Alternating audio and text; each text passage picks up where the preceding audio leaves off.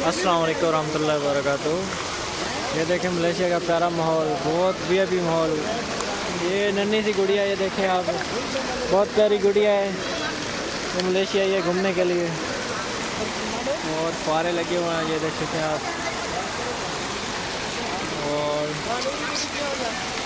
इलाका भी बहुत प्यारा है, ये देखें। और एक प्यारी गुड़िया और भी है, ये देखें।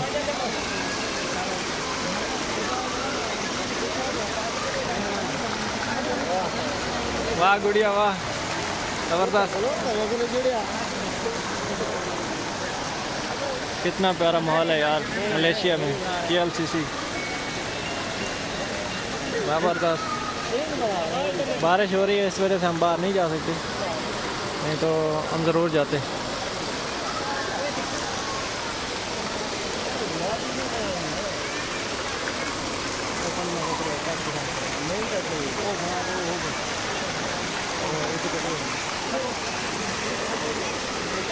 बारिश हो रही है, ये देख सकते हैं आप, हल्की फुल्की बारिश हो रही है, लेकिन इतनी हल्की भी नहीं है, तो उस वजह से।